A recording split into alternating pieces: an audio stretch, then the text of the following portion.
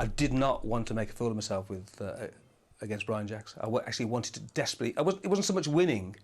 I just wanted to be able to compete, and I knew the fellow he was a virtually professional superstar, and I knew I'd have to do this. So yes, it was 3 times a day, 6-7 days a week. I tried to give the impression probably at the time that I'd done nothing, you know.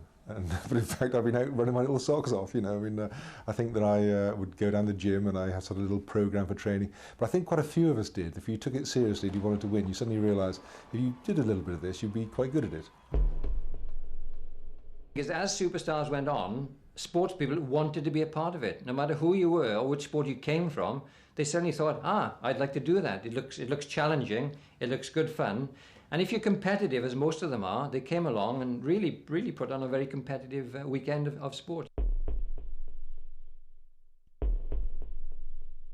We had these gym tests, which the dear old Ron Pickering used to call, now we enter the Emporium of Fitness. Well, now we're in the fitness emporium. Well, we're in the gymnasium, or the muscle factory. In fact, for most people, it was the torture chamber, I can tell you. Squats and dips are just something which is part of your upbringing, part of your preparation for fitness. And as much as we might have thought we were relatively fit, when you were competing against some of these individual sportsmen, like the cyclists who had huge legs and huge biceps, and they would do a lot more of those disciplines, and then that's why it was difficult to try and beat these guys. I never ever did them, and the very reason was that I wasn't prepared to use up every single piece of energy I'd got. And these guys look absolutely wasted at the end of it. Come on, lock out, lock out, lock out. Come on. Bring it to you. More than 90 degrees. Come on. One, that's it. We lock out. Grade it out. Lock out, 18. 19. Oh, come on. I'm getting economy of effort. Dave Starbrook, judo man, was in this particular Superstars, and as he came close, he was competed in the dips after I did, and as he came close to my title, he was feigning that he was getting more and more tired. Sails past John Conti's score. 38 the target number. 37, he just makes it. 38. Emery can only stand and stare. Magic moment from David Starbrook. And goes on 39, 40, 41, 42, 43. Whole crowd behind him now. Best ever score in Superstars. Henry could not believe it. His face just drained. I thought he should have got an Oscar for that, for the acting. I think that was just the first time we'd had someone whose upper body strength was part of their sport. And the judo men did extremely well on the dips in the years to come.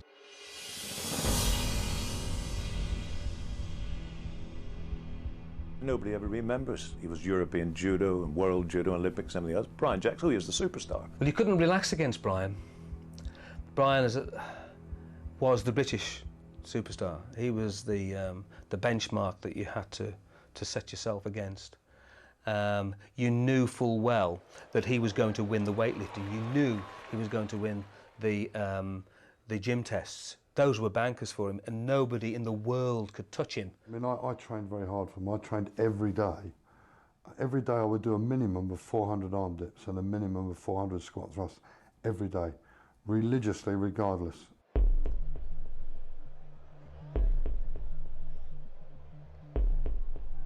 There was a big banner up, we won 101. And when the banner went up, you start to think, bloody hell, you know, I've really, the pressure's on now, I've really got to do this, you know. But it weren't to that second. Before that, it was no, you know, I'm just going to go up there, I know I'm going to beat everybody, I know that. I can't see that anybody can beat me, but I weren't trying to get a record. But when the banner went up, and then I thought, well, let's go for it, you know. His own record of 86 dips to beat. 3, 4, 5, 6, That's 7, the rhythm. 8, 9, 10, 11, and that's 12, the technique. 13, 14, 15, 16, 17, 18, 19, 20, 21, 22, 23, 24, 25, 26, 27, 28, 29, 30, 31, 32, 33, 34, 35, 36, 37, 38, 39, 40, 41, 42, 43, 44, 45, 46, 47, 48, 49, 50, 51, 52, 53, And the others 54, can only 55, sit and stare. 58, 59, 60, 61, 62, 63, 64, 65, 66, 67, 68, All scores 69, wiped 70, out. 71, 72, 73, 74, 75, 76, 77, That record now looking in doubt. 81, 82, 83, 84, 85, 86, There it goes. 88, 89, 90, 91, 92. Oh, he's enjoying this. 94, 95, 96, 97, 98, 99, 100. Yes! 100 for Brian Jacks and still seconds left of the minute. He had this sort of ability to sort of conserve energy whilst he was doing them. But he was so confident, and but it certainly set a standard which we couldn't follow. I think we all just applauded and said, well, you can have maximum points, Brian. That's okay. You do it. Very, very strong, very powerful athlete, and I thought it was time for me to retire then.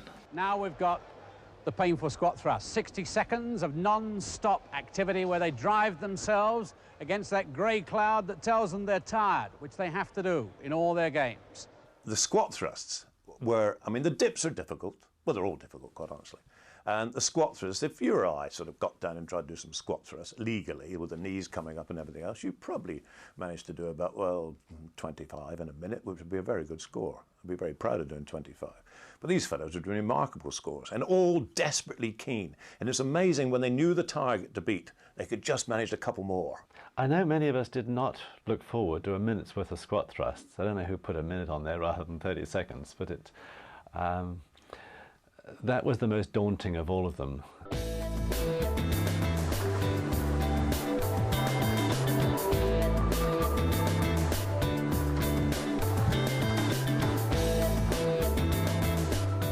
Jody Scheckter, one of the great motor racing drivers of all time, came in from South Africa, and suddenly Scheckter went ahead. We'd never seen speed like it. He was a jackrabbit who was jet propelled, and somebody got a battery in him. The legs were going like mad, and they were legal. Up to the old, I think he got up to sort of 68 or something, isn't it? 70, I think. It was over 70 he scored. And he covered all the soles of his shoes in engine oil. Probably Castrol, he was probably sponsored, I would imagine, but all covered in engine oil. And he said, where does it say in the rules that I can't do it? I went off with him to the hotel afterwards, and we were sitting there, and he said to me, he said, Shishamsi, look, I'm Jewish, I'm South African, and I'm small. I've got to bend the rules. The reason I adopted the sliding method was because I saw Jody Scheckter do it some time before in Britain when he put the oil on his feet, and obviously it looked a lot faster. And I thought, I'm going to change to the sliding method, but I won't have socks on, and I won't have oil on my feet. I'll have a special pair of shoes done with a special plastic on the top, and we had the shoes made, and I practiced them at home, and I found it was much easier to do. 100 up, and there's time enough. 7, 8, 9, 10, 11, This is quite incredible. What a challenge from Brian Jacks. 10, 80. A 1-1-8, if they all score, he's done it. And the new superstar's record is his. A lot of people remember Jonah Barrington, or Bones Barrington, as everybody called him, the great squash player, our greatest ever. He came into Superstars, and he said, obviously my speciality are going to be the gym tests. The squat thrusts was an exercise that I had probably done about 20,000 of.